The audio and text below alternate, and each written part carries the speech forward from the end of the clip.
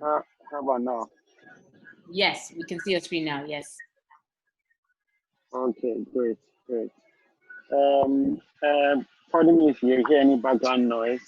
I'm actually on the road to Ibadan as I speak. Um, we have like a meeting there, so I'm just taking a presentation in the car. So can everyone hear me? Yes, Hello? yes, we can. We can hear you. Okay, great, great. Okay, so yes, our bike, like I said, is a bicycle sharing startup. So I'm basically going to take the case study from the perspective of where it all started, and then leading up until our bike was born and what we've done so far. We like to say, and we all know that bicycle startups, bicycle sharing generally isn't new. Globally. It's new in this part of the world, and we're one of the first. In fact, we like to say we're the only, only. We like to say we're the only bicycle sharing startup in because when we first started on, there were like 6 other startups that we would hear or see around, and we're glad to say we're the only ones who have survived over the past 2 years. And we tend to only see our bike everywhere. So that's a plus for us. So basically, we like to say our journey started 2 years ago, and our passion led us here, literally. The name Our Bike is one that was coined by us, and I would explain that a bit more later on. It all started with a dream, basically, which is what this cargo bike workshop is about. It's the dream to be able to put cargo bikes on the streets of Lagos and to make them functional and effective for the everyday Nigerian. So the dream basically, what I like to say is dream big, which is what we did. We dreamt big, and but the truth of the matter is that no dream is unique, right? And I like to say this because um, no matter what dreams you have, no matter what idea you have, right? Someone else is thinking about it, right? And what's important is what you do with your dream, right? How execution goes about, how do you execute your dream, right? Because execution is the only selling point you're going to have. Like nobody really cares about how big your dream is until it actually materializes. So we dreamt big, um, and then like passion, basically, like we like to say our passion. You need passion in this sort of industry, especially one that hasn't existed before now. Sorry, can everyone hear me? Can, Yeah, we can hear can you. I? Okay. Okay, So we can hear you. okay, great. So I said passion is need, and passion is basically emotion or desire. And this is because, like, when the going gets tough, right, your love and desire for what you're doing, the passion you have is what to keep you going, right? Because Nigeria is literally a tough place to be, right? So it literally will take you more than having an idea or having even funding, to be honest, right? There's so many things. I look at businesses that are started up. I use the motorbikes, the two-wheeled um, motorized transportation, as Gokada and Co. I mean, they started out. There's so many bikes, so many of them. There was Safe Border, there's Gokada, Max. I mean, there's so many of them, right? That started up around the same time, and only a few of them are left standing either cause of government issues or just different things around them. So it takes a lot to go back and rejig whatever it is you've proposed, whatever idea, and then get back to the drawing board to make things work again, which is what, I mean, if you look at Gokada has done. And then the team, you need the right team, right? And I like to say, like, your team basically consists of like-minded individuals with the same goal. So if we're using Cargobike, the same as an example, Cargobike are trying to execute, having like-minded people like on this conversation, like we have like 6-7 people on this conversation, and that's the beginning of having the right team to execute this dream for having cargo bikes in Nigeria. So, like many individuals, we have the internal team, which consists of the core team of our bike, and then there are other external teams, of which people like Olamide, Yinka, who we know well, are part of advocacy groups, non-profit organizations that help drive change in and around the industry. And in and around the industry. And this is because, like, if you're creating or pioneering an industry, there's so many things that are involved. Advocacy is one. Change is another, government is another, and so there's so many things that go involved that you have to get involved with when it comes to starting a business. And we have seen so many examples, especially going back to the motorized transportation again, how some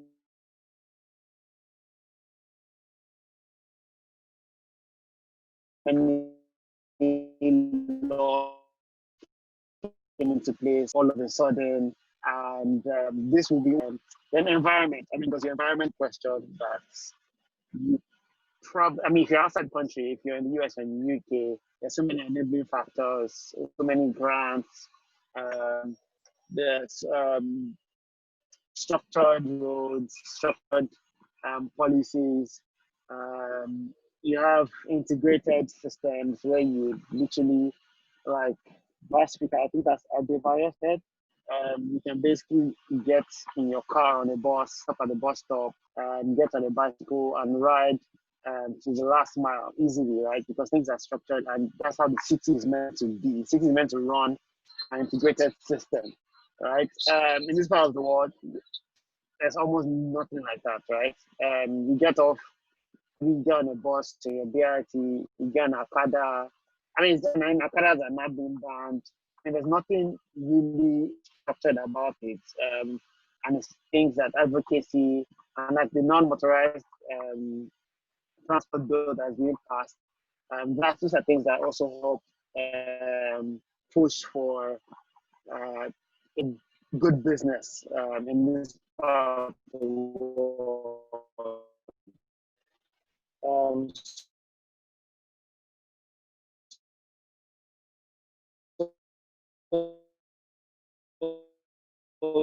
Does climate work against you?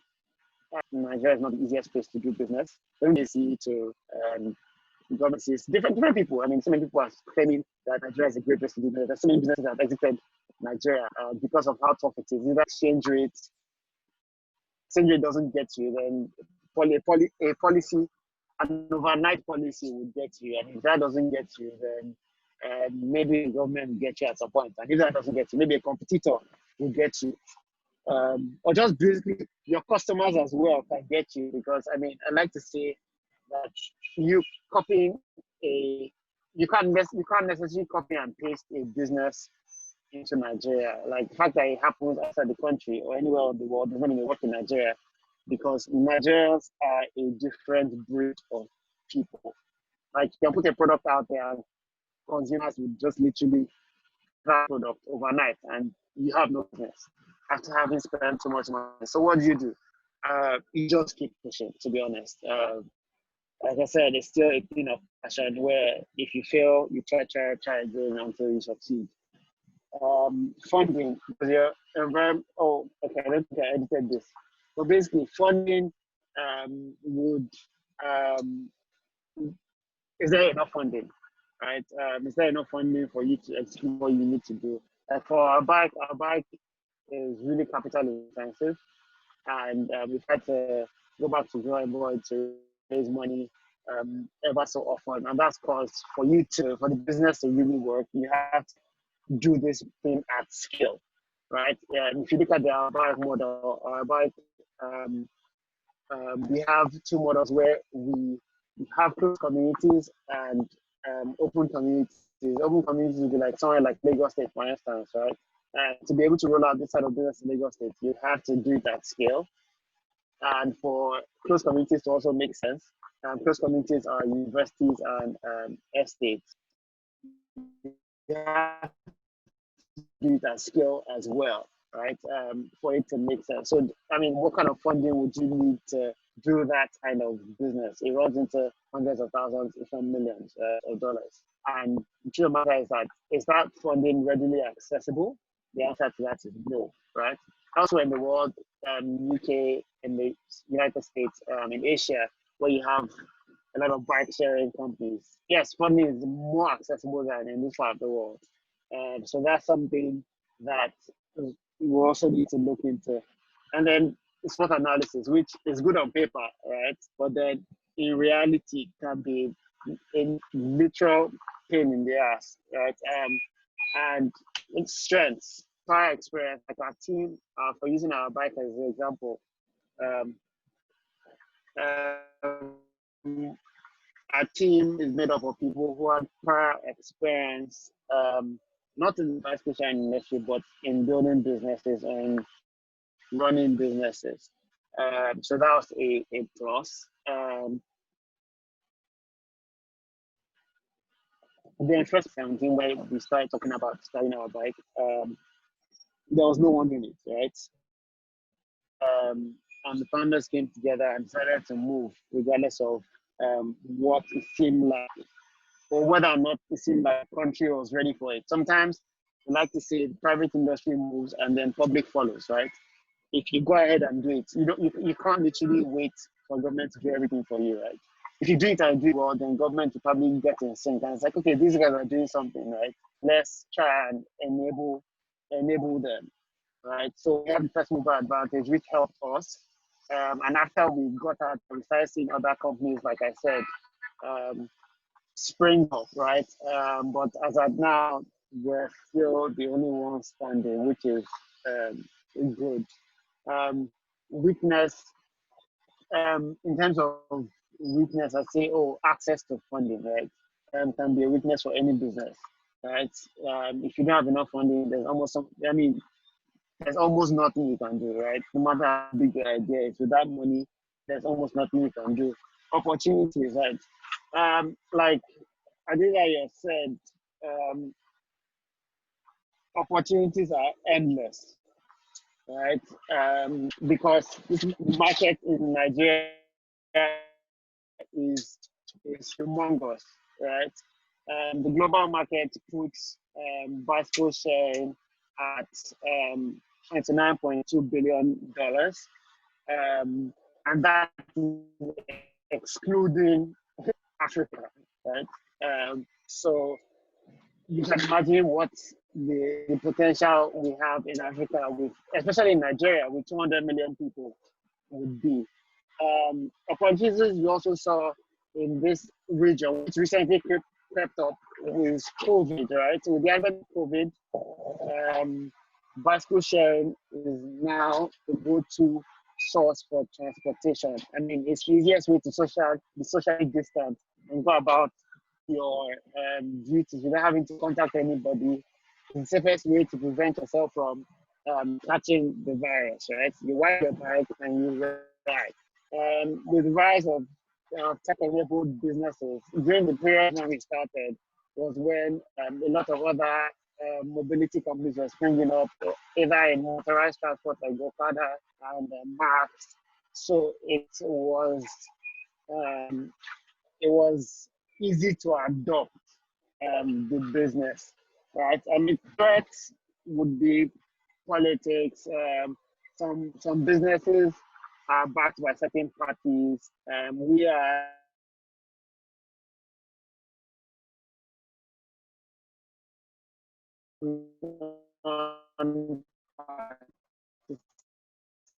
and we literally don't, and competition.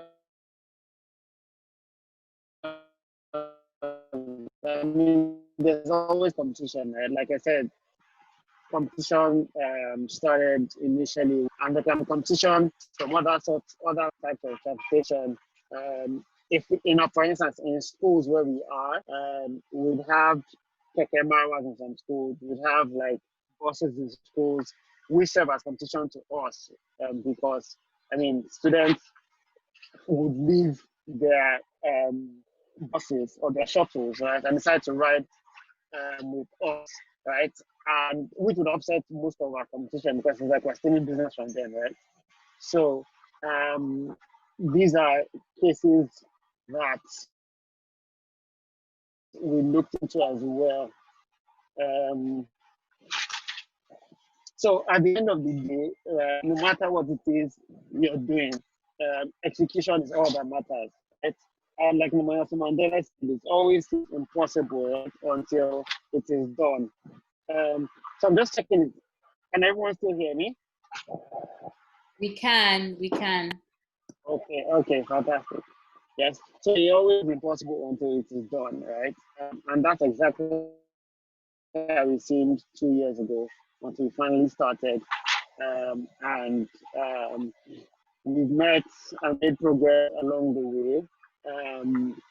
Like I said, we're in 3 major universities as of now, and last week, Lagos State University, we're in Udoma-Ejorh University, and we're in Pan Atlantic University, and we're in a couple of estates in Lagos State. We have signed approvals with over 15 universities, including Böll University, which is the largest university in West Africa, University of Ibadan, Unilag as well. So, I mean, COVID came and slowed us down a bit, but then now that things are we're back in full swing. So we all know what bicycle sharing is, right? Bicycle sharing is basically revolution in transportation, basically where you basically have people share bicycles. Like say when you share cars like Ubers, people are sharing scooters now, and we're all trying to push for non-motorized transportation, which is where we play in, right? And I think Adebayo said as well. We have bicycle sharing in Chicago with Digi Bikes. It's basically a phenomenon that is on the rise and will continue to rise as far as we know it. And it's basically part of integrated mobility, and integrated mobility speaks to the transport system being very efficient, right? From going from trains to buses to cabs to bicycles, right? Where you can basically start your journey from your house and end your journey at the entrance of your office, right? Using all different types of transportation.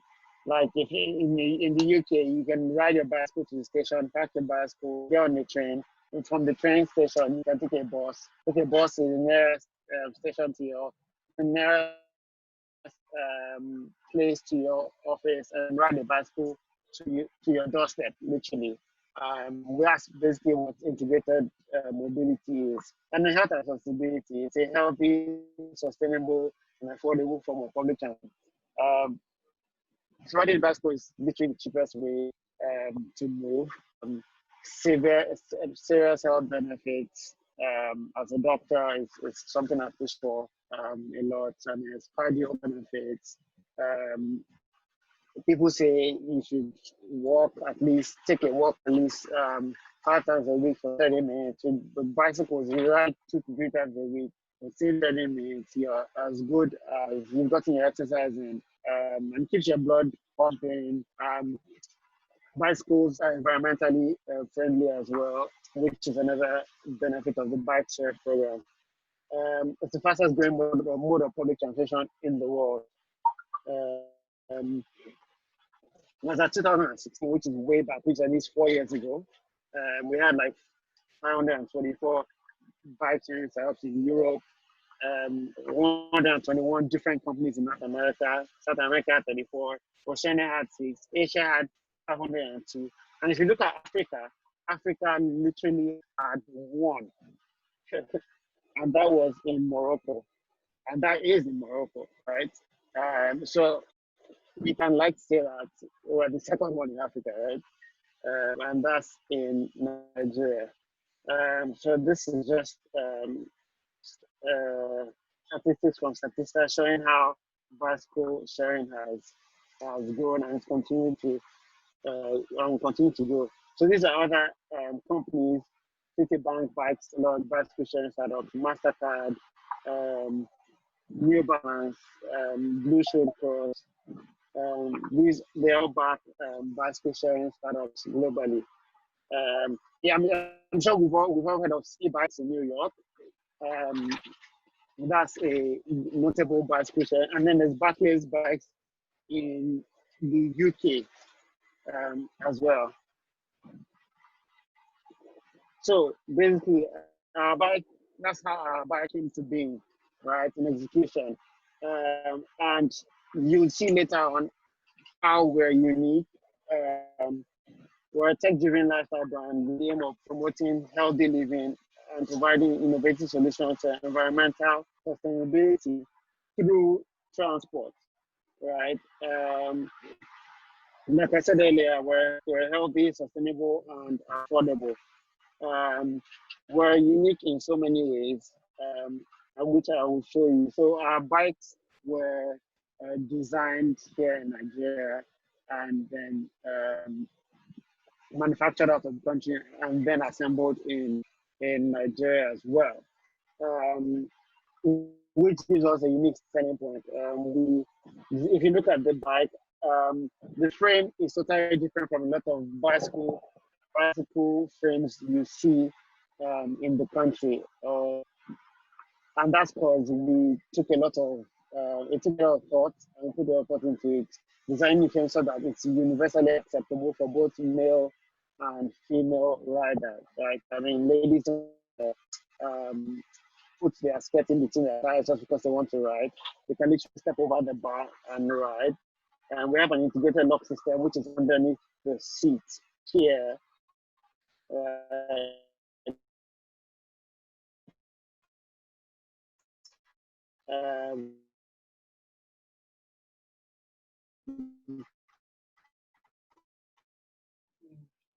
We've lost you. Oh, I think. And then we have multi-gear system or single, which is multi-speed or single-speed system as well. And if you look at the back, am I here? Am I back? Yes, we can hear you again. Yes. Okay. Yeah. So like I said, the basket here is solar powered. Panels here, and this powers the lock. Right? So you have 27 transportation in Lagos, right, or wherever it is you are. So I'd like to say it's the only form of transportation that will not shut down, right? Buses stop at 6, Okadas, if at all, will stop at 6, 7 as well. Bicycles you can use 247, right? Which is where, and this also powers our lights as well. And this lock is what you scan to unlock. This is another sample of bike, and if you look at this, it's really cool, really sporty, really slick, and we took a lot. This also took a lot of thought process in the sense that we want a lot of people think bicycles are for poor people, right? Cars. But we wanted to change that thought process to making cycling cool again, right? In such a way that you see a bicycle and the same response you get from the guy who's driving a J-Wagon, the same response you get from someone who can afford to buy the J-Wagon, right? And we try to make it a leveler, right? Where everybody comes to the same level playing field where you're riding a bicycle and you feel cool, right? And I'd like to say that, I mean, we've managed to achieve that over time. And our bike works basically using an app, so it's technical. You scan the QR codes, which unlocks the bike, and then you ride. And when you're done, you basically lock it. So this is one of our parking stations in one of our schools. This is Pan Atlantic University. And so that's basically it. And our bike has been on for like 2 years. And thank God for progress we made. Thank you. Great, thank you so much.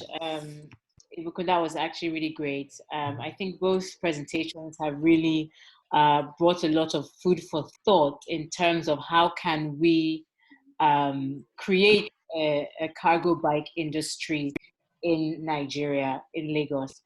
So I'll just, if you can stop sharing, I'm not sure how to. Okay. Stop sharing. But I want to now, first of all, take the opportunity to thank you both for presenting. It was good to hear about from Mr. Onigbanjo how Nigeria is kind of ripe for this type of business, but also the ideas of which parts of the cargo bike industry we should focus on. And then also from Dr. Tunde-Oni, who was really sharing the story of our bikes. And I think it's really put into context the difficulty of starting a business, but the importance of starting this type of business, especially when looking at sustainable modes of transportation. So now I'd like to open the floor to contributions. So right now, I mean, the question is, how do we start even thinking of this? And that's why I've also invited people from the ministries in Lagos, so that we're all working together on this. So it's not something that is started by the private sector and is later then known about by the public sector, or something that started by the public sector and the private sector is hearing about it later. We really wanted a discussion from both sides of the table. So yes, so I'd like to open the floor. So if anybody has any questions, they can raise, comments, they can raise their hands. And I think it will be also good in terms of, financing such projects, but also, is it about improving employability? How do we train people? Are there businesses, organizations, companies who could build local bicycles as well? So yes, I would like to open the floor if any, or I can call people as well. Okay, I think Israel has his hand up. Yes, please go ahead, Israel. Good morning, the comrades. Sorry for coming in late. Yes, can you hear me? Yes, we can. Please go ahead. Okay. Where is a laudable project, and I love the organizer of the program. They have a good thinking, which is also a good product for us. But the major obstacles that I think we will face in Lagos State is this issue of Adebayo and even the so-called the one that the government owns. We see the way these people are trained with them. We need to make sure that if this thing should come to reality, the state government must totally give us the free hand to operate, and they have to control the Adebayo. We are talking about power bike, we're talking about bike now. And this is something, another one that go back or whatever that government has approved. Now you hear what is happening to them. We need to work it out. We need to have a good support from state government, and then we need to do our own work. The bike we're talking about, where can we find it? Should it be working in the urban area or rural area, on the highways or the commercial or slow service lane? Those are the things we need to put into consideration so that it won't cause another traffic, another problem to the other motorists. So I want to know that let us think about the projects, then the cost implication, then let's look at what it can be, how it can look like. Then, like, is it going to carry only the goods, or is it going to carry both passengers and the passengers and other things there? Then what are the governments going to do to support this project so that the projects will not collapse by the union, by this union and the Adebayo that are the time that are taking over the country? So that is just what I want to suggest first. Thank you. Thank you so much, Israel. Thank you so much. Does anybody else have a contribution at this point? Or can we hear from the representatives from the different ministries at Lagos State Government?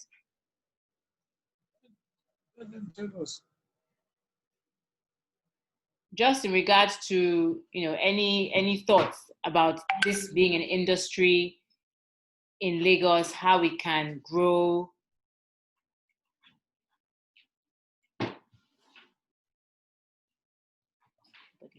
Okay, nobody has their hands up, so maybe I can call people out if that's okay. So Mr. Ido Usama, maybe you can say something at this point.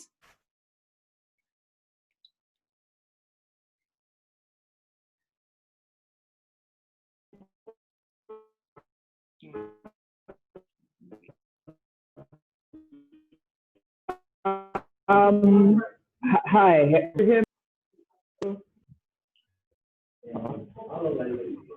The reception is not too long. Hello. Yes, we can hear you now. Okay. Okay, great. Sorry. I'm not sure there are lots of things for me to say. I'm like this is very policy. This is very high level. I'm a bit more technical I'm more interested. I'm a bit more in the technical space of the actual building of a bike is where I sit basically. So and you I can, think sorry. Yeah, go ahead. No, I was just saying you can say something about the technical aspect. I'm just trying to open the floor up to people who have any comments. So it doesn't necessarily have to be about policy. It can even be about the technical aspect. I mean, for example, Mr. Onigbanjo mentioned the fact that production should be mainly for the accessories of a cargo bike, whereas our bike has kind of done the design in Nigeria but built outside the country. I've suggested building in country. So any comments would definitely be beneficial at this point. Well, I would say, how can government help facilitate, support hubs to acquire equipment and build? The reason why our bike would go and build their bike outside the country is primarily because of cost, because of technology, and because of efficiency. Right now, I cannot categorically point to any organization in the country who can build 1,000 bikes even in a month or maybe even a year if we're not careful, right? So if there was a way we could advocate for government support in providing facilities or supporting the provision of training and manpower and all of that to make it easier, not to solve everybody's problem, but to at least make it easier to exist and manufacture things in the country would really help. I will definitely take a look at the accessory industry because it's much smaller, it's much more nimble an industry to get into. Because if you're making leather accessories for handlebars and seats, it's a lot easier to step into than manufacturing an entire bike. So I will definitely be taking a look at that. I'm taking the advice from the first speaker. So yeah, I think this is a great initiative, and I'm here for it. Great, thank you so much. Thank you for that comment. I think next we have Mrs. Adebimpe. Adebimpe.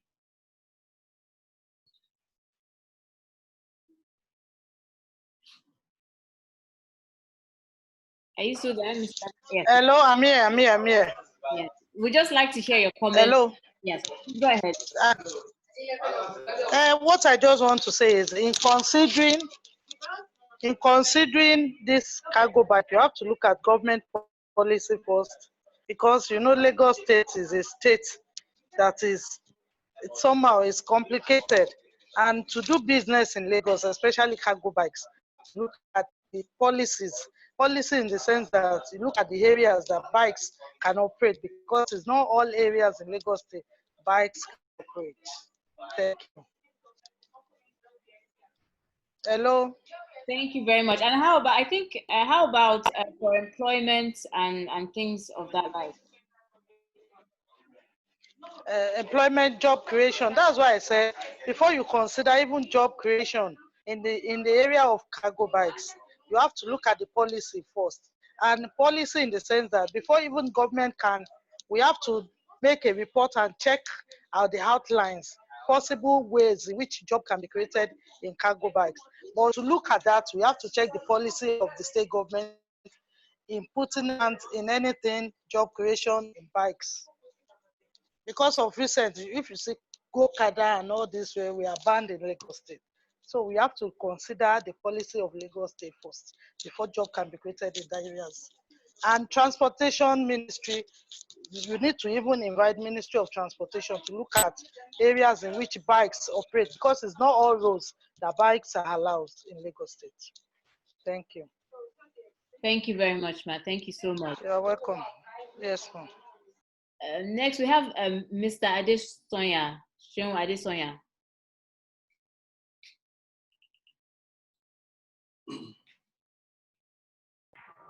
Okay.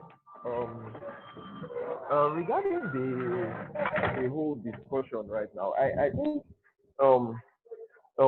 with the comments from other speakers, we're talking about bicycles here, right?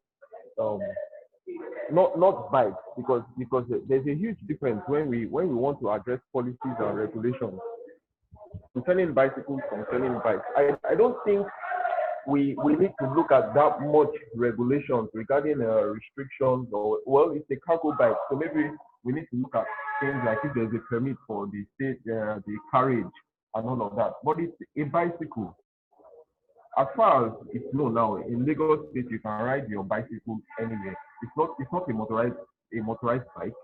Even if it was electric, there are not so many regulations around that, except if the government will now want to set out. I don't know of anywhere in the world whereby you need to get whatever permission to ride a bicycle or some license or whatever permission. We're talking about bicycles here, not motorbike. I know of the motorbike, they have all sorts of permissions to take from the local government, from the state government, from the federal government, the vehicle licensing agency. But that's for motorbike.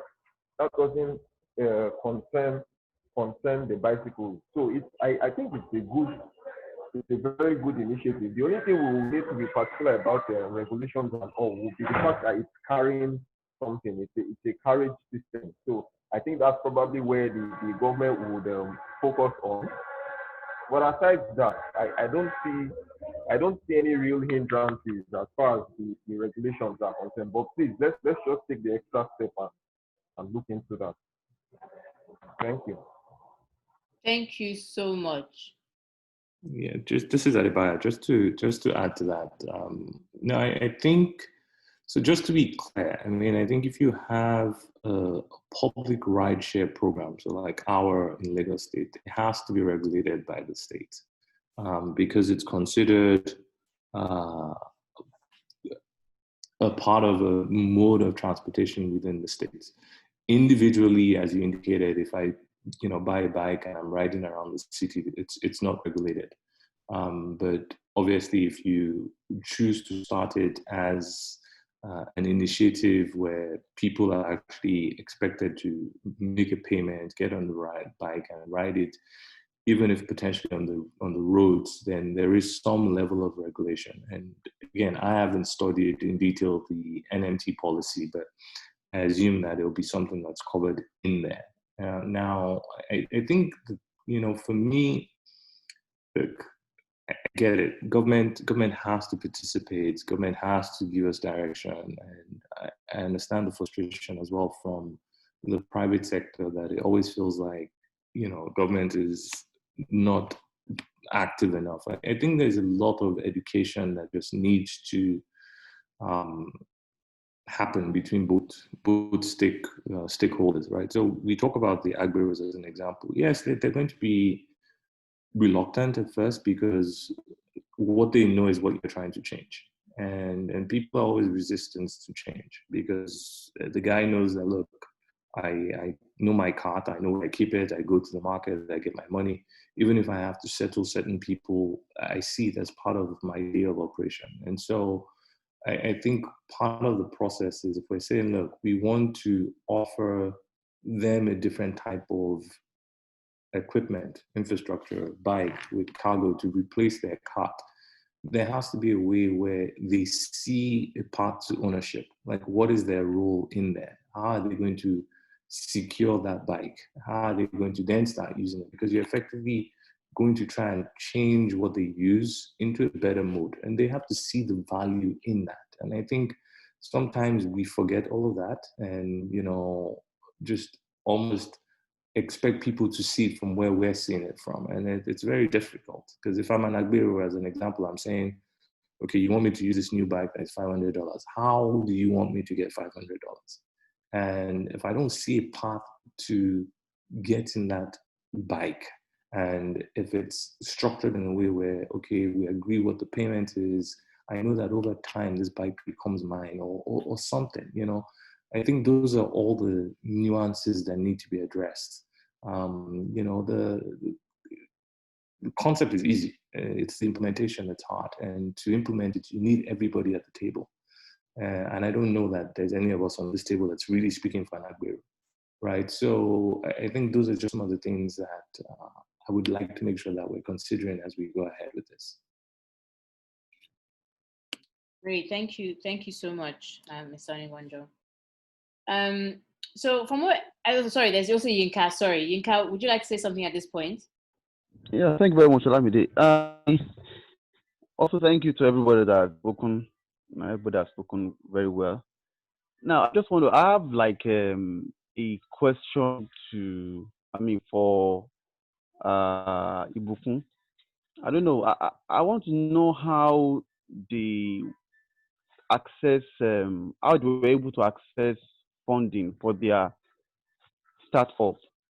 How were they able to access the initial? Because I think from the look of things and what they have going, it must have cost them a lot. How were they able to secure funding? Because I think for now the industry is still very green. I don't know even if it is in existence. It's just coming up anyway, and so many things are not in place. I don't know how private sector will be willing to kind of, or financiers will be willing to finance such a venture. I'm still trying to, I don't know how they were able to secure or access funding for it. That might actually kind of open up, I would like for that might actually give us some ideas on how to go about it in terms of financing. Thank you.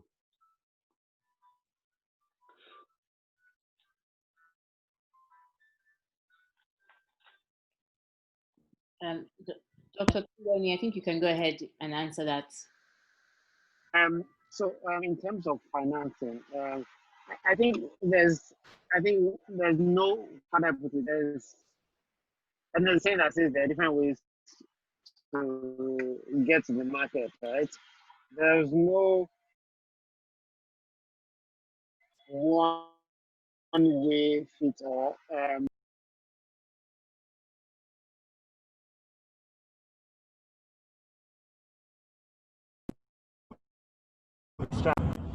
Hello? Yes, you were muted. Okay. Again? Can you hear me?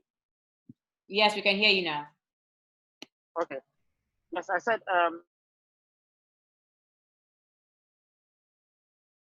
as with every shop, like there's to the play that's using your personal phones.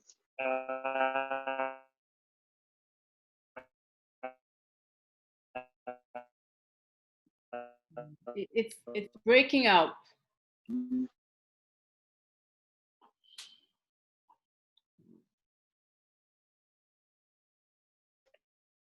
We may have lost him.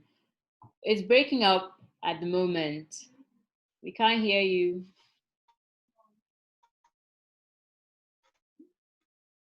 And then family and friends, right? So rely on family and friends initially. Okay. Hello, can you hear me? Hello. Yeah, yeah. Hello. We can hear you. Okay. I said like there's a whole lot of reliance on family and friends, right? So knowing one uncle that knows one uncle that you think has money, this uncle that had money. So if that uncle has money, how do you convince that uncle to part with his hard-earned cash, right? Um, and to buy into something that is not a brick and mortar building. You understand? Um, which was something we did a lot of. So we had a lot of late night meetings, waiting for one friend of a friend, right?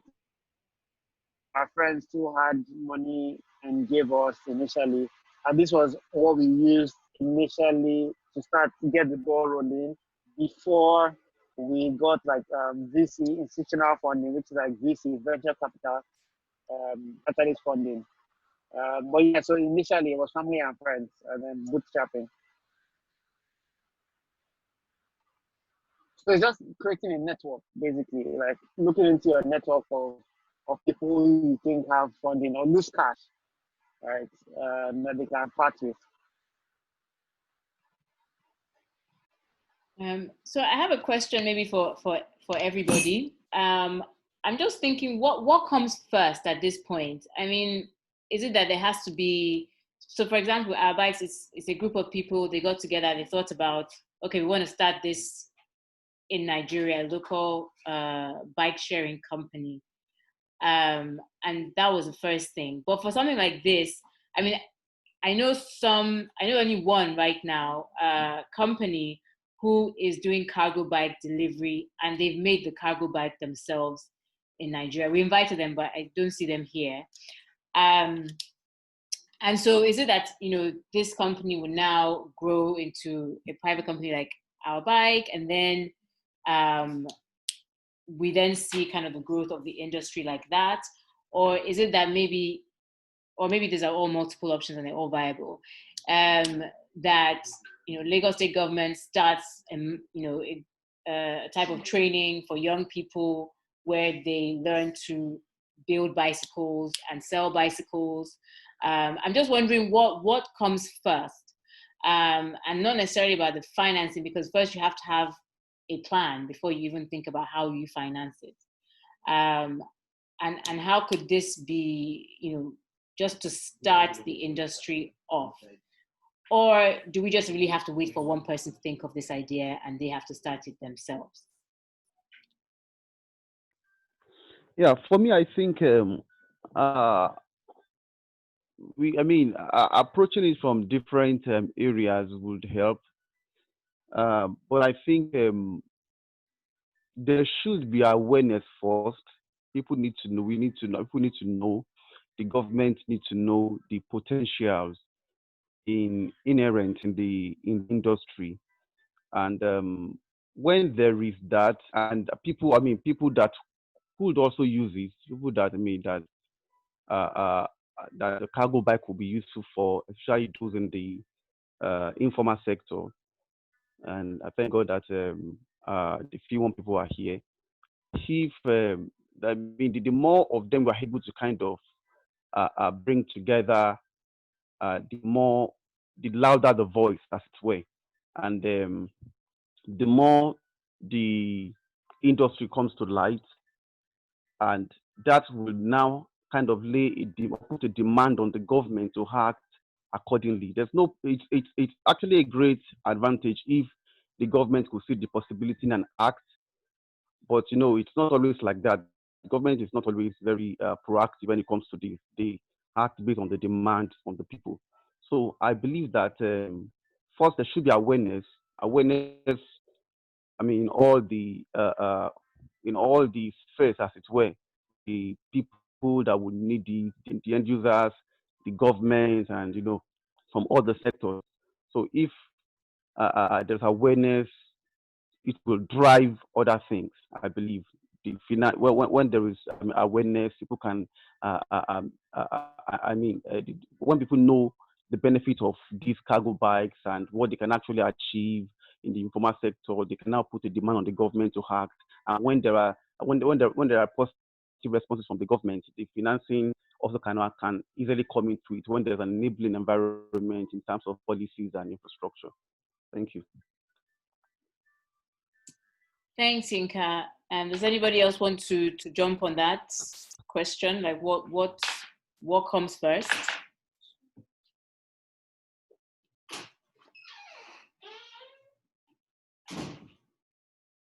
Okay, since nobody wants to go on that, I want to also ask, we've lost Ibukun. I wanted to ask him a question actually. He's back. Okay, let's see. I'm not sure you can hear me yet.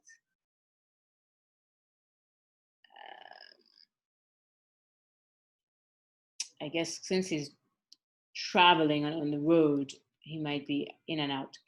But my question was, would a company like AWA Bikes be willing to introduce cargo bikes to their fleet? And then I think for the government officials, I'm still a lot more interested in what they have to say here, because this is not necessarily about policy, for example, because really policy, the only policy right now that deals with NMT is the non-motorized transport policy, which is a draft. And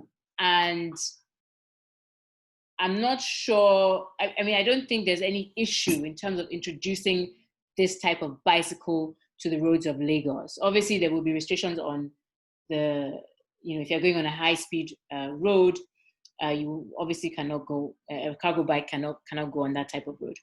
But within, let's say, even just like Ikeja, Ikoyi, there really shouldn't be a problem because a bicycle can go on that road, which we can already see. So I really would like to hear more from that in terms of starting an industry, because from the Lagos State government representatives here, because this project is being currently, what we are doing right now is being funded by Heinrich Böll Stiftung. And there are actually a lot of German companies who have funded local African bike companies in South Africa, in Ghana, or they've partnered, even if they're not necessarily funding, whether it's to provide bicycles, whether it's to provide training. And so I feel like there are a lot of opportunities, but there has to be a start. There has to be someone saying, okay, look, we want to champion this here, and this is how we're going to do it. And like, for example, I'm not running a bicycle company. We're a nonprofit organization. We focus on research and advocacy. And so I'm not going to go and train young people to build bicycles or to, things like that. But I mean, if there is a champion in Lagos State, whether it's private or public sector, there are opportunities in terms of funding and things like that, as long as it's going to benefit a good majority of the population. So I really would like to hear from Lagos State government representatives in regards to if it's something that they would be interested in, because if it's not, then we know that, okay, it really has to be private sector led, and that is also okay. So I mean, I would really like to hear from them, and then I can go back to Ibukun if he comes back.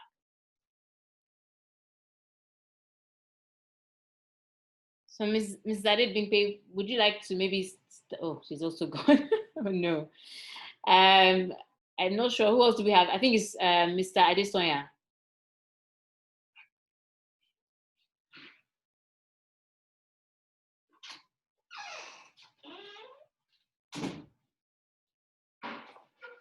Mr. Adesoya, Mr. Adebimpe, would you like to say something at this point about that?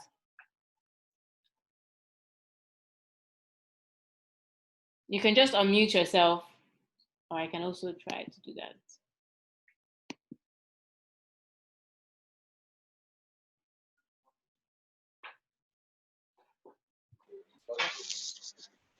Hello, I went offline, so I could not hear your question. I'm just coming in. Okay, I was just saying, I'm just asking if there's any interest on this type of industry from the MDAs within Lagos State government, because I believe from where I'm sitting that I've seen opportunities of funding from different organizations, especially for African startups and companies, local companies here. And I'm just wondering if there's any interest from Lagos State government on this type of project or this type of work, especially for young people and looking at Lagos State is trying to create employment and job opportunity, I mean, in the time of job creation for youths in Lagos State. But with this kind of thing, I have to make my reports, write it down, send it to the appropriate, and we'll check it out. So after checking out, we can make a contact to you. But we still have to make reports and check the possibility in any area that Lagos State can use it to generate unemployment or create employment or wealth creation for people in Lagos State. Okay, thank you so much. But what do you think? I mean, I understand that Lagos State. I mean, I understand you also have to go to different people to kind of get their feedback. But do you think it's something that would be positively met by maybe directors or commissioners in Lagos State? Hello, what I can really say is, I told you about Lagos State policy, and that's the first thing first. We have to check at the policy. We look at the areas in which it is benefit to the youth in Lagos State. But there are lots of things to put into consideration before we put in hands into some things. So we have to look at the policy, look at the areas, look at ways in which it can help the youth. And at the same time, in the area, it's concerned transportation. So Ministry of Transportation needs to be contacted and check out if there's regulation concerning the cargo bikes business too. Great, thank you so much. I don't know if you heard before about the only policy that deals with cargo bikes is the NMT policy, and it's a draft right now. So and it doesn't actually clearly state cargo bikes. It actually just talks about NMT in general, bicycles and walking were the focus. So I mean, I also, and this is maybe throwing out to the floor again, I also do worry that there isn't any clear policy on cargo bikes, especially if cargo bikes, and I think Mr. Onigbanjo touched on this, once cargo bikes is not a personal, you're not moving something just by yourself, you're moving something else, whether it's goods or a person, it becomes a lot more important to have clear legislation. So it's something that we probably do need to take up with Ministry of Transportation. I think Ibukun is here back again, so maybe I can draw my question at him again. Ibukun, can you hear me?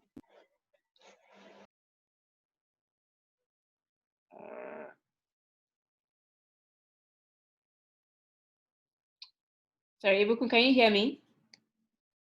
I don't think he's fully back. But okay, so it's 12:01 and we were, Ibukun, can you hear me now? Yes, I can. Okay, so I had one question, which was about would our bike be interested in including a cargo bike into the fleet, or is it just way too early for that type of conversation?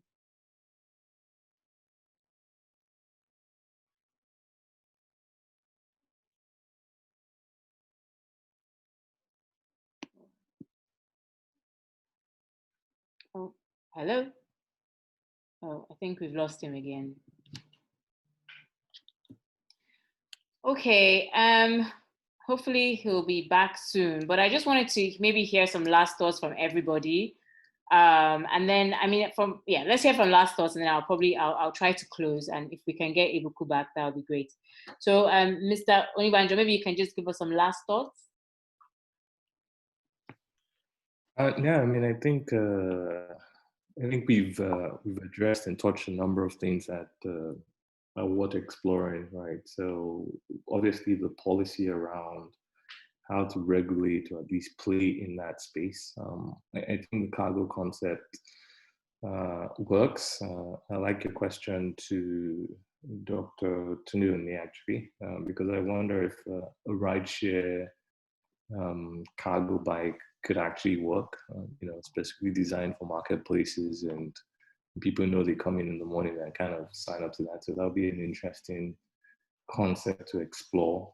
And I also think that having people like this just continuously having the conversation, I think helps raise the awareness as well. So yeah, thank you.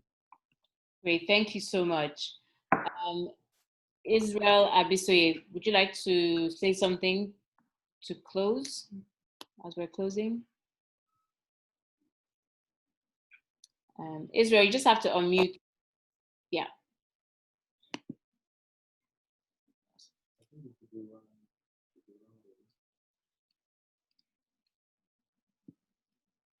Okay. Maybe we've lost Israel as well. Ms. Adebimpe, would you like to say something as we close?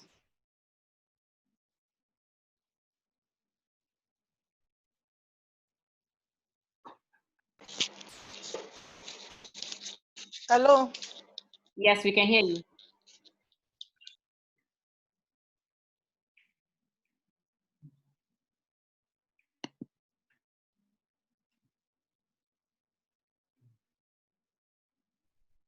You're muted again, Ms. Adebimpe. Okay, you can hear me.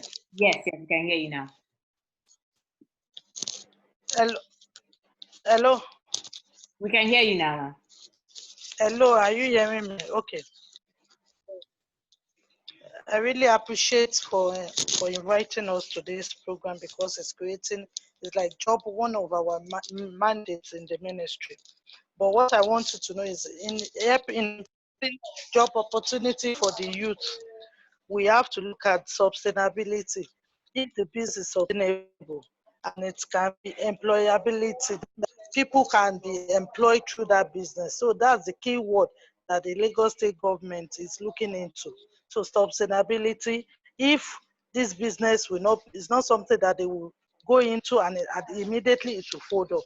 And if people are going to pay that, so that's the two key words the ministry is looking into. And I pray that this cargo business we have a positive impact in the youth in the states. Thank you. Thank you so much. And then I think Yinka Jones. Okay, thank you, Olamide. Also, thank you to everybody. Basically, I think this conversation needs to be, this shouldn't be the last of it. We should have more of it to really drive this whole agenda. I think that there's a lot of potentials, there's a lot of opportunity in this industry, and the government needs to kind of see them also. I mean, it's a whole chain, and there are so many areas that the government can actually take advantage of.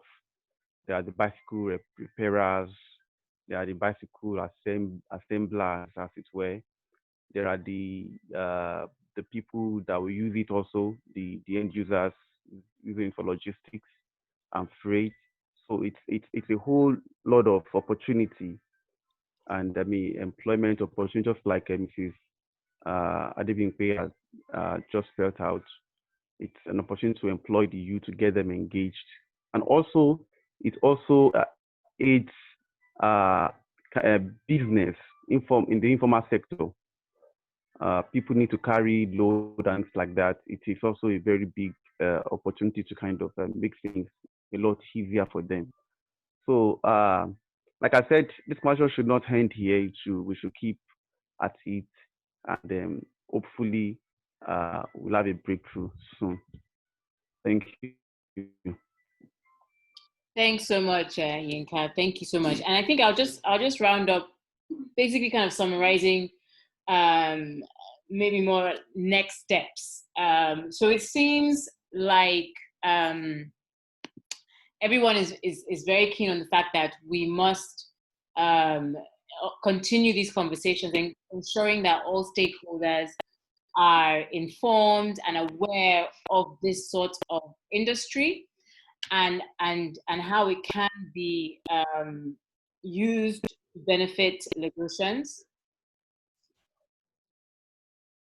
Also, another thing that was mentioned was policies and laws around cargo bicycles, and it is important that we make sure that they adhere to all Lagos State laws and policies. But also, I think for me, the takeaway from that is to even ensure that there is law and policy guiding such businesses and such usage in the city of Lagos or in the state of Lagos. Also, we've talked a little bit about how we can implement such a policy, an industry, in terms of which part of the industry should we focus on in terms of when it comes to like employability and things like that. So, I mean, overall, I think the next steps is to reach out, from my own end anyway, is to reach out to the transport ministries and to ensure that this is something that's viable. I mean, we know that it's viable in terms of social, economic, and environmental impact, but also making sure that it's not something that we can start today and then, in 2 years, in 5 years, a company will now be shut down due to new laws or new policies against such a business. So now I'd just like to say thank you so much to the speakers from today, Mr. Adebayo Onigbanjo and Dr. Ibukun Tunde-Oni, who has left the call. I know he did say he was on the move. So I really like to appreciate both of you for sharing your knowledge and experience, as well as all the participants, stakeholders who joined. I know some people have dropped off, who joined the call and shared their insights as well. We will, of course, share with you the notes from the meeting, as well as next steps or recommendations, and we will continue to share any updates regarding Cargobike development in Lagos State. So thank you all for your time and your deliberations, and we will all be in touch soon. I will now end the meeting, so have a lovely day and weekend from tomorrow. Thank you, bye. Thank you, bye-bye. Bye. Thank you, bye.